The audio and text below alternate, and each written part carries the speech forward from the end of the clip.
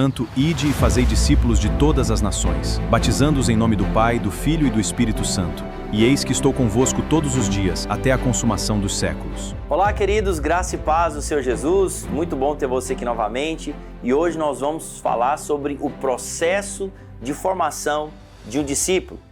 Nas aulas passadas nós falamos sobre o propósito de Deus na criação, falamos também a respeito da queda e falamos de como o homem pode ser salvo. Agora eu quero continuar com você e falarmos sobre o processo de formação do discípulo.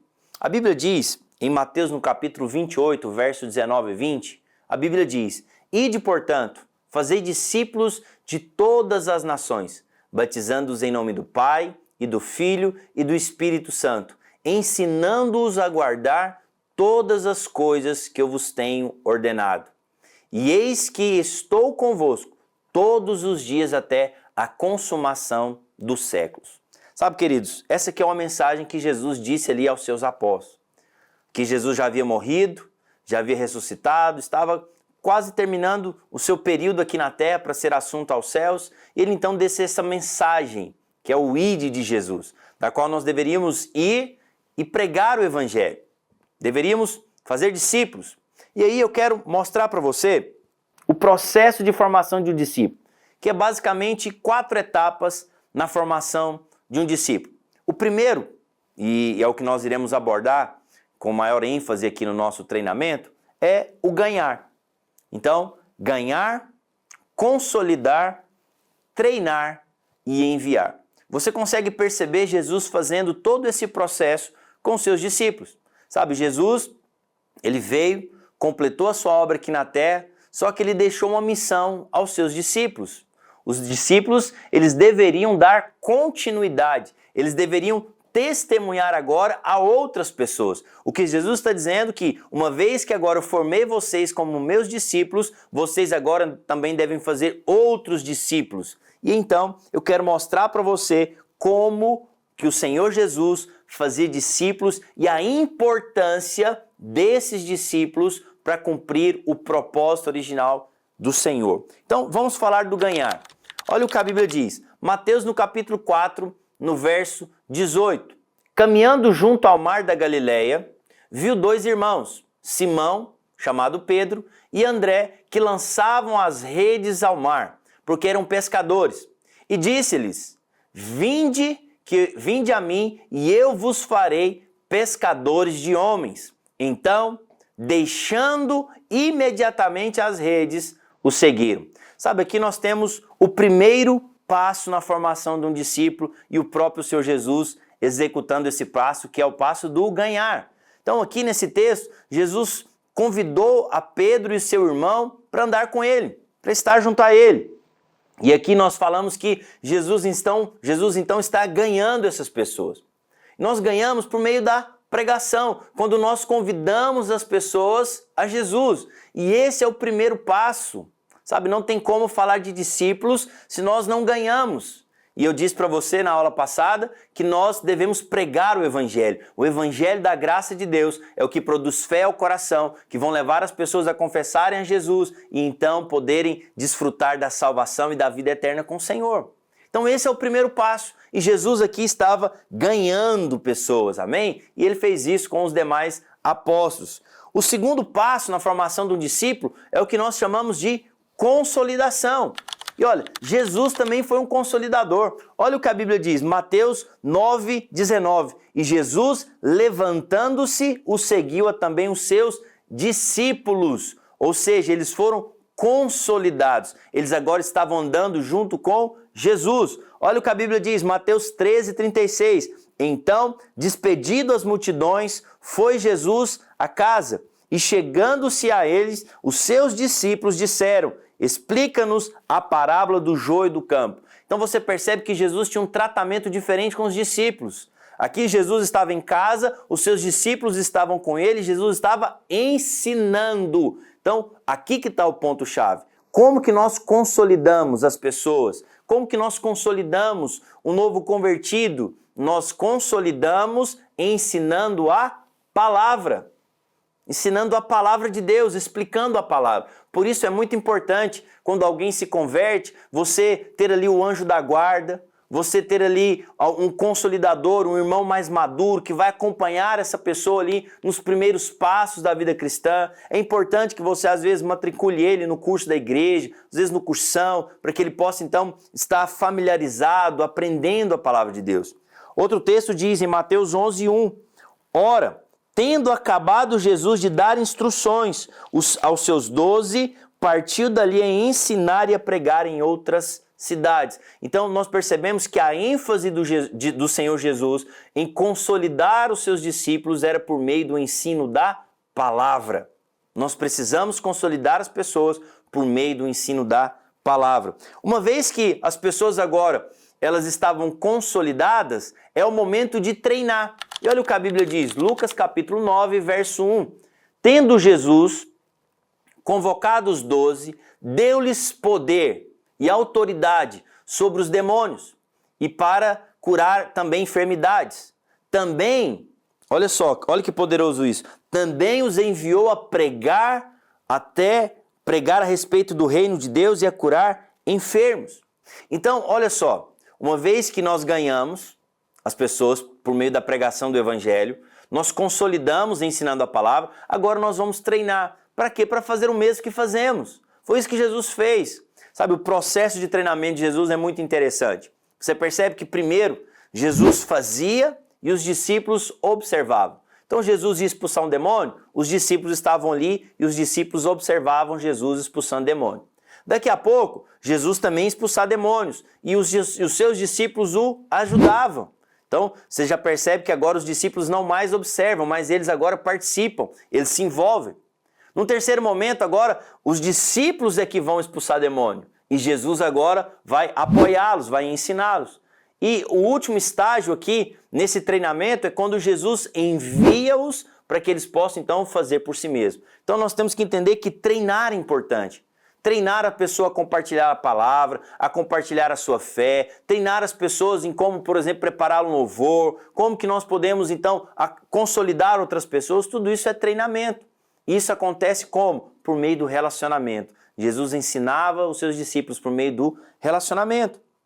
E aí nós temos o último passo na formação de um discípulo, que é o enviar. É quando então nós enviamos. É quando Jesus então envia as pessoas para fazer aquilo da quais foram treinadas.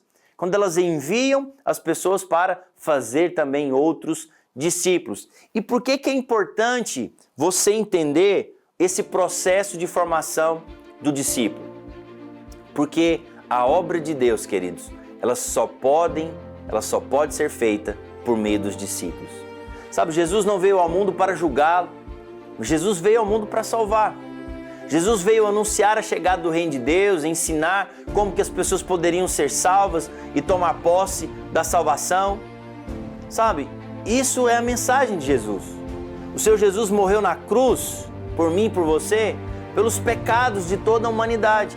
Jesus redime o homem, redimir significa comprar, Jesus comprou de volta. Lá no Éden, Adão se vendeu como escravo ao diabo, mas Jesus veio e pagou o alto preço para que nós fôssemos então redimidos, comprados de volta. Redimir significa comprar de volta aquilo que originalmente era seu. Sabe, foi Deus que criou o homem. Mas o homem então se vendeu, o homem se entregou ao diabo. Mas Deus, porque ama demais o homem, Deus então decide comprá-lo novamente. E qual foi o preço cobrado? O preço foi o sangue do justo. O justo só havia um, e esse havia no céu. Ele então se faz homem, ele morre na cruz por nós.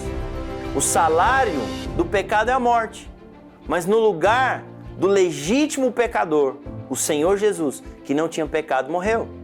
Porém, a morte, como nós dissemos, ela não pôde reter Jesus, porque Jesus, como Filho de Deus, sem pecado, Jesus então ressuscitou. Agora, você sabe, Jesus ressuscitou e deu aos seus discípulos agora propósito de vida. Deu agora o motivo pela qual eles estavam dispostos, inclusive, a morrer pela causa do Evangelho. E aí eu quero dizer para você duas coisas muito importantes a respeito de ser um discípulo de Jesus. Primeiro, Jesus nos chama como seus discípulos para estar com Ele. E depois, Jesus nos chama para irmos após a Ele. Então, primeira coisa, antes de você sair fazendo coisas para Jesus, antes de você sair para edificar a igreja, você precisa primeiro estar com Jesus. E é isso que eu quero falar nesse primeiro momento. Olha o que a Bíblia diz. Vamos ler esse texto da palavra de Deus. Marcos 1,16. Caminhando junto ao mar da Galileia, viu os irmãos Simão e André que lançavam as redes ao mar, porque eram pescadores. Disse-lhe Jesus: vinde após mim, e eu vos farei pescadores de homem. Então, eles deixaram imediatamente as redes e o seguiram. Pouco mais adiante, viu também a Tiago, filho de Zebedeu, e João, seu irmão, que estavam no barco consertando as redes, e logo os chamou. Deixando eles o barco a seu pai, a Zebedeu, que os empregavam, seguiram após Jesus. Então preste atenção. A primeira coisa, quando Jesus está reunindo os seus discípulos, Jesus não está enviando eles para curar os enfermos. Jesus não está mandando eles para expulsar demônios ou para pregar o evangelho, não. Antes de qualquer coisa, Jesus nos convida para estar com Ele. Isso nos fala de intimidade. Isso nos fala, na verdade, da prioridade de Jesus. A prioridade de Jesus é que nós estejamos com Ele, relacionarmos com Ele. Sabe, Jesus, Ele veio para revelar o Pai. Ele veio revelar esse novo nome, porque até então ali, para o contexto dos judeus, eles só conheciam a Deus como o El Shaddai, El Elyon, o Todo-Poderoso, o Senhor presente, o Jeová Jireh. Eles não chamavam a Deus de Pai. Mas em Jesus, Ele veio para mostrar o novo nome de Deus. Jesus veio revelar o nome do Pai. E quando nós falamos de Pai, nós precisamos entender o significado disso. Quando Jesus veio revelar o nome de Deus com o Pai, Ele está dizendo, olha, o propósito do Pai, do Senhor, é relacionamento, é intimidade, é proximidade. Sabe, é isso que Deus nos chamou primeiro, para termos comunhão com Ele. Devemos estar primeiro com Ele, para depois sairmos para fazer a sua obra. Sabe, por pouco mais de 3 anos, Jesus, então, conviveu cotidianamente com as pessoas. Sabe, Jesus ouviu os seus clamores, Jesus curou as suas chagas, Jesus ensinou-os como que eles deveriam se relacionar com o Pai. Sabe, antes de tudo isso, nós podemos perceber que haviam 3 grupos que se relacionavam com Jesus. Havia um primeiro grupo que não tinha muita proximidade, um grupo que não tinha muita familiaridade, que não tinha muito compromisso, que eram as multidões. Então, a Bíblia diz, Mateus capítulo 20, 29, por exemplo, que havia sempre uma grande multidão onde Jesus estava.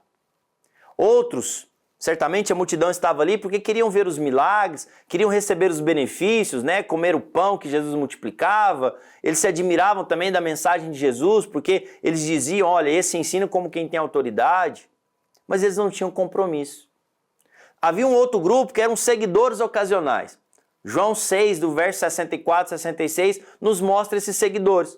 Quem eram seguidores ocasionais? Eram aqueles que seguiam a Jesus, mas eles não eram íntimos de Jesus. Eles não tinham proximidade com Jesus.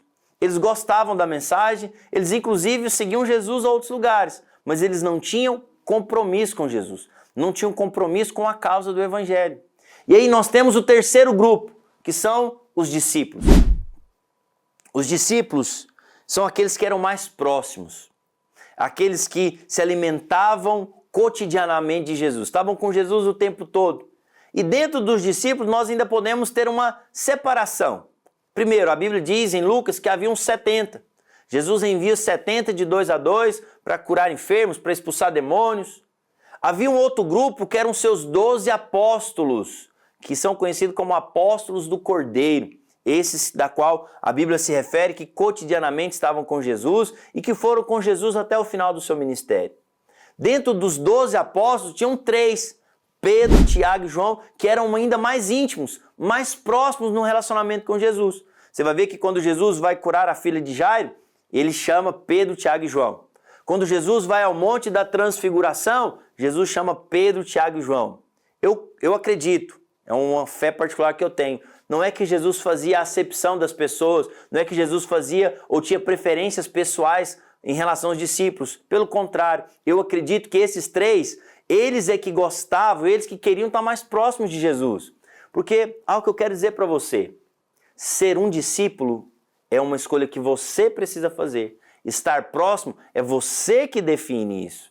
E quando eu digo isso, estou dizendo você ser discípulo do seu líder, o líder ser um discípulo do seu discipulador, o discipulador ser um discípulo do seu pastor, é você que define. O nível de relacionamento e de proximidade é você quem define. Certamente Pedro, Tiago e João, eles decidiram no coração dele que queriam estar mais perto de Jesus. E dentre esses três, tinha um que era ainda mais próximo. Que a Bíblia diz em João, no capítulo 13, verso 25, que reclinou a sua cabeça no peito de Jesus. Ô irmãos, quanto isso é poderoso. Sabe, João, ele se intitula assim, o discípulo a quem Jesus amava, não porque Jesus tinha um amor diferente por ele, mas porque ele amava Jesus talvez com mais intensidade que os demais. E ele era tão próximo que ele deitava a sua cabeça no peito de Jesus. E olha só que poderoso, ele ouviu as batidas do coração de Deus. Aleluia! Olha só, decida ser esse discípulo. Decida ser esse que está próximo, sabe, que está junto. Esse é o verdadeiro discípulo. Então, nós percebemos que primeiro Jesus nos chama para isso, para intimidade, para proximidade. Sabe, Jesus não nos chamou simplesmente para fazer um trabalho, meu irmão. Sabe, servir na obra de Deus, edificar a igreja, pregar o evangelho, não é um trabalho. Misericórdia.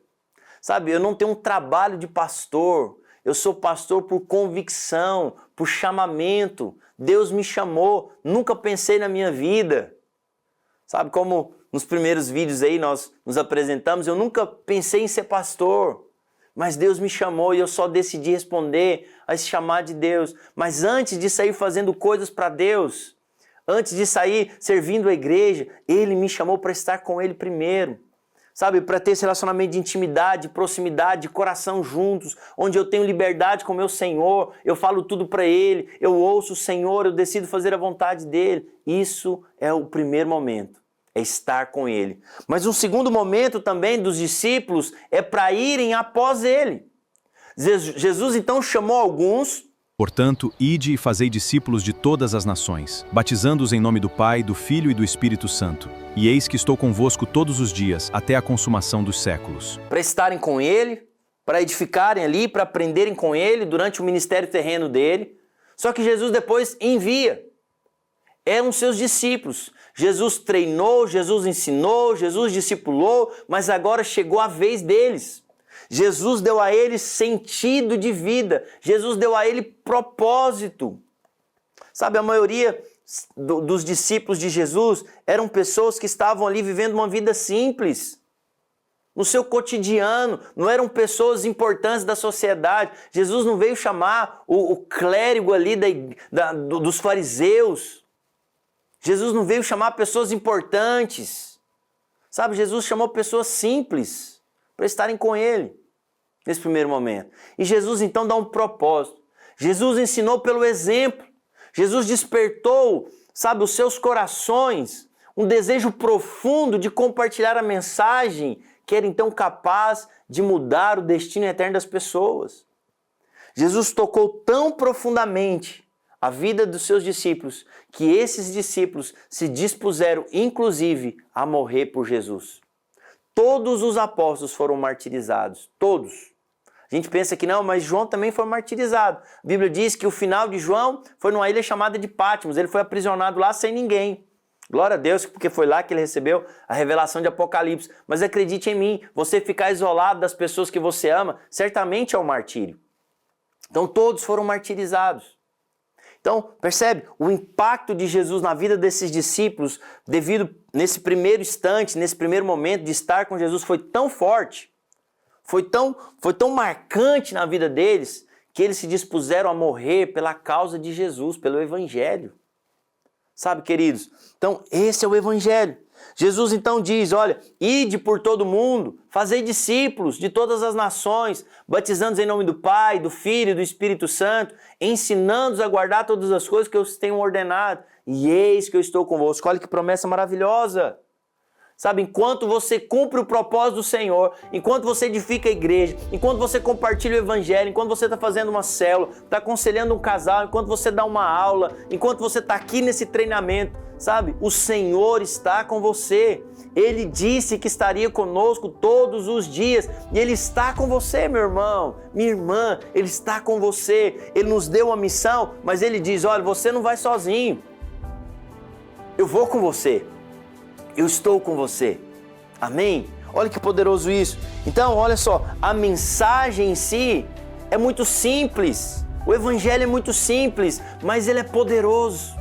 Ela é a mensagem que tem poder para mudar o destino eterno das pessoas. É simples, mas é profunda. Ela é poderosa.